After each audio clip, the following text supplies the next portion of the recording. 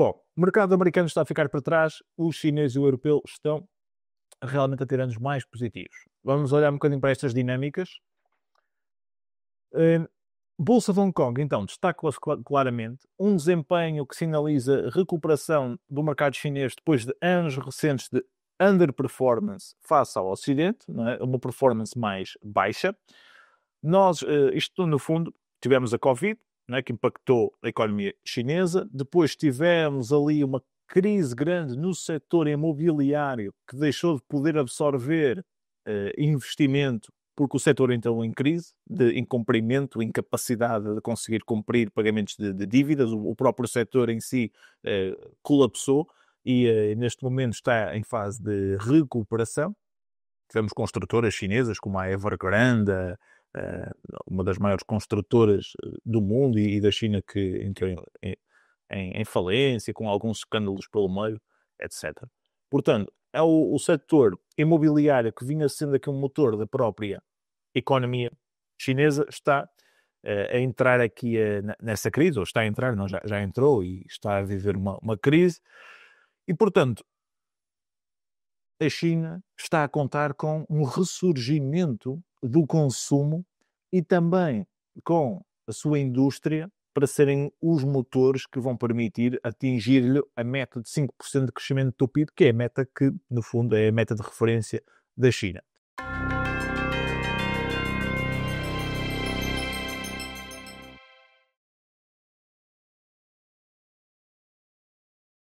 Para isso, nós estamos a assistir aqui mais um movimento do Banco Central Chinês para reduzir a taxa de juro de referência para mínimos históricos. Vejam, mínimos históricos de 3% as taxas de juros. Isto é, no fundo, nos últimos 10 anos, vejam bem como as taxas de juros têm vindo a cair aos poucos e estão aqui a atingir mínimos históricos, pelo menos bem diferentes dos valores que tínhamos aqui, perto de 5% há 10 anos atrás, de taxas de juros, estão aqui em 3%.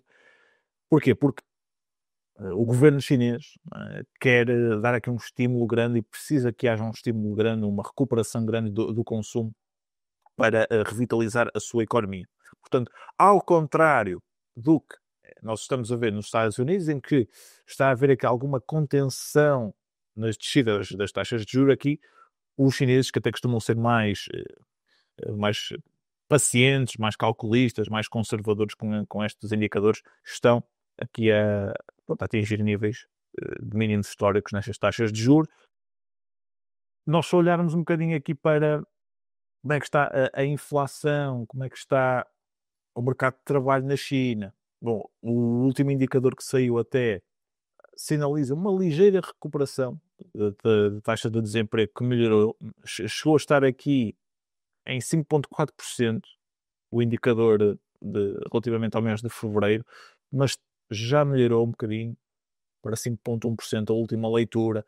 Do lado da inflação é que as coisas não continuam a não estar bem. Estamos num contexto de deflação, os preços têm vindo a cair já sucessivamente, pronto, muito por força também do colapso do setor imobiliário que tem impedido que haja pronto, um ambiente económico de crescimento. A China dependia muito desse setor para crescer e os preços continuam, a inflação a vir aqui abaixo, a inflação negativa, apenas se safa aqui a inflação de abril no comparativo face a março, mas se olharmos para abril, este mês de abril, face a abril do ano passado, de 2024, os preços ainda estão ligeiramente mais baixos. Produção industrial, que tem sido aqui uma aposta para revitalizar a economia, até está a crescer. As vendas a retalho, vejam bem, não estão ainda a vir para o patamar possivelmente que o governo gostaria, porque o esperado era 6%, e a leitura de abril veio a 5,1%. Depois, no que diz respeito aos PMIs, que são índices que medem um bocadinho a atividade industrial e não industrial, se estiver acima de 50, sinaliza expansão e crescimento. Se estiver abaixo de 50, sinaliza contração. Bom, estes indicadores aqui, estes PMIs, estes Purchase Managers Index, não é para se ler assim, não é para se dar assim muita importância. vai-se acompanhando para se sentir um bocadinho o pulso, como é que estão as coisas. Como veem, anos estão aqui muito perto de 50, por isso menos 0,5 para aqui, não se está, isto não é preocupante, não é? Está em território de contração, o índice do lado industrial, mas temos que conjugar isto com outras leituras, não? Uma produção industrial que em abril deste ano já superou 6,1% a produção industrial do ano passado, né? de abril do ano passado. Portanto, tem que se ler assim vários indicadores, não se confiar só num, nem se dar só relevância só a um. O lado dos serviços até está em território de expansão, embora o indicador tenha saído ligeiramente abaixo das expectativas. Portanto, no cômputo geral, temos um mercado de trabalho na China que, pronto, parece não estar totalmente descontrolado, embora, pronto, tenhamos assistido aqui a um ligeiro aumento do desemprego. A inflação ainda não descolou, ainda continuamos neste ambiente em que os preços não conseguem subir. A produção industrial está a tentar dar algum gás à economia e o consumo ainda não conseguiu também disparar muito. Aqui eu estive a ler um artigo para vos transmitir um bocadinho esta realidade que achei bastante interessante. Em lives anteriores, nós estivemos a ver um bocadinho as várias camadas que compõem o mercado. O mercado não é tão linear como eu estar aqui, eu faço uma ordem de compra ou uma ordem de venda, do outro lado tem alguém que faz uma ordem de compra, uma ordem de venda. Há outras camadas. Há trading algorítmico, há eventos de stop loss, né, de trading, de liquidações forçadas, margin calls, etc. Estas dinâmicas de mercado, estas várias camadas que compõem o mercado da Bolsa de Valores, e que muitas vezes ditam os movimentos de preço, é importante nós termos em consideração.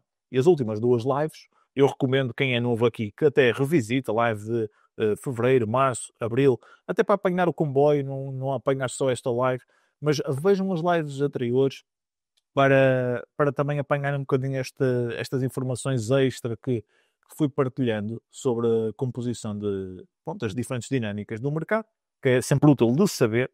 Ficamos todos a ganhar se conseguirmos compreender todas as camadas que no fundo ditam aqui as subidas e descidas dos preços. Eu agora vou falar aqui do PIB chinês, que achei este artigo mesmo muito interessante.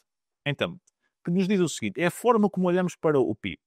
O PIB até subiu na China 5,4% no primeiro trimestre, superando as expectativas, mas o artigo diz o seguinte: ao contrário do que se passa no Ocidente, nos Estados Unidos, por exemplo, e nos países do Ocidente na generalidade, mas vamos, para efeitos do exemplo, focar-nos nos Estados Unidos.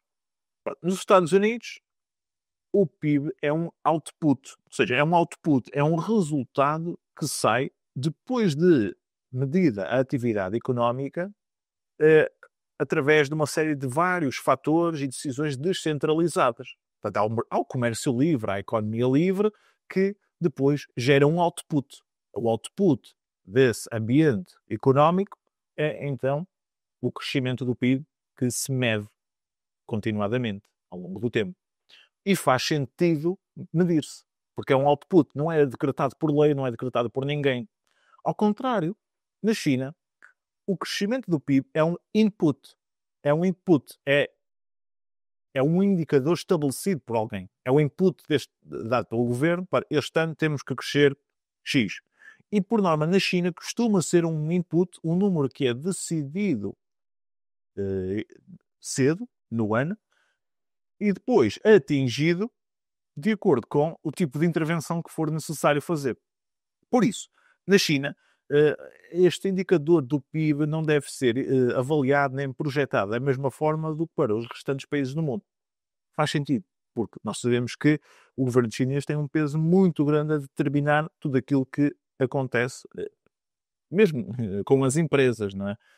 E relativamente à sua economia, então são eles que decretam, no fundo, o target, a meta de crescimento que querem atingir e depois também como vão fazê-lo. Não é um ambiente totalmente livre que depois gera o tal output, que é o número final. Bom, então, GDP, PIB, qual é a fórmula então para aferir o PIB? Consumo, mais investimento, mais as net exports, as exportações líquidas, que se forem positivas, não é? A relação entre exportações e importações, se for se for positiva, se tiveres mais exportações, vais adicionar esta fórmula. Se for negativa, se tiveres mais importações do que exportações, né, isto vai ser a subtrair. Okay? Bom, mas esta é a fórmula. E então, em 2024, de acordo com aqui o official breakdown, não é? o desmembramento do PIB oficial de 2024 para a China, nós tivemos um consumo a contribuir 45% em 2024. Tivemos as net exports, as exportações, a contribuir 30%. E depois tivemos o investimento a cobrir 25% do PIB em 2024. E isto deu então os 5% de crescimento do PIB chinês em 2024. Bom, depois o artigo explica que este breakdown, este desmembramento, revela muito. Significa que em 2024 a contribuição do consumo para o GDP foi especialmente fraca. Aqui até vou mudar de cor. O consumo, né, contribuiu de uma forma nem é usual ser tão fraco, não é? Especialmente se compararmos com os valores pré-Covid, que tipicamente andavam ali nos 60%, e neste caso, não é? 45% do consumo em 2024. E pré-Covid andava ali nos 60%, a contribuir para o crescimento do PIB. E, em contraste, tivemos as net exports, que foram extraordinariamente elevadas. Neste caso, as net exports contribuíram 30% acima da média. Pronto, atendendo ao crescimento no consumo e nas net exports, de forma a atingir o target, a meta de crescimento do PIB, Beijing, não é, o governo chinês, teve que assegurar que o investimento contribuía aos restantes 25% para se atingir a meta. Então, como é que fizeram isto? Fizeram ordenando que bancos aumentassem os empréstimos a determinadas indústrias, né, para haver investimento e crescimento, e dirigindo ou levando a que governos locais e entidades específicas expandissem os investimentos em infraestruturas, serviços, etc. Portanto, no fundo, o que é que nos diz? Que há duas variáveis, eu acho que eles vão explicar isso aqui. Comparando estes três componentes, esta análise, exatamente, fazendo uma análise ao crescimento do PIB chinês em 2025, tem que sempre começar pelo consumo e as exportações, porque são os componentes que Beijing não consegue controlar. O consumo está dependente do consumo propriamente dito, das pessoas. Depois, as exportações é a dinâmica de mercado também a funcionar. O que sobra é o investimento, que é aquilo que eles conseguem controlar e é o residual necessário para atingir o crescimento que eles querem. Portanto, no fundo, está, né, manipulado ou controlado pelo governo para eles perceberem, ok, quanto é que nós temos que investir para atingirmos o target que queremos de crescimento ano após ano. Este ano, vamos então olhar aqui ao que podemos esperar para este ano. Este ano é esperado que o consumo, partindo de um 2024 muito baixo, não é? Muito fora do comum, que venha aqui a recuperar. Portanto, Beijing fez com que o ressurgimento do consumo seja uma top economic priority, não é? Uma prioridade económica para este ano, por isso é que as taxas de juros estão a descer para níveis recorde, né? Porque isto estimula o acesso também ao crédito, ao dinheiro por parte das famílias chinesas, né? O consumidor chinês consegue mais facilidade em ter acesso ao crédito para consumir, fazendo com que aqui as previsões de 2025 sejam, se leva aqui a assumir que o consumo vai regressar aos níveis pré-Covid ou até acima, contribuindo aqui os tais 60% a 70% para o crescimento do PIB este ano. ao invés dos 45% com que contribuiu o consumo em 2024, que voltar aqui para um patamar mais expressivo, 60% a 70%. Pronto.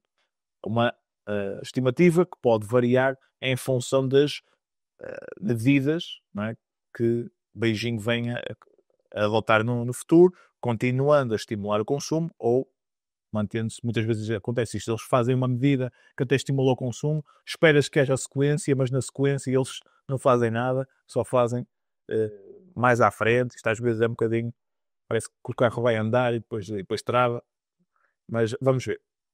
Do lado das exportações, eu não vou perder muito mais tempo aqui a percorrer todo este texto, vamos abreviar. Do lado das exportações, como se fala muito aqui na Trade War, restrições aqui às exportações chinesas que podem vir a ter preços mais caros nos Estados Unidos ou noutros países, está-se a assumir que esta contribuição das net exports, em vez de contribuir mesmo os 30% que contribuiu em 2024, possa vir a contribuir 0%, né? Flat, completamente estanque, ou talvez adicionando menos 0,5 a mais 0,5.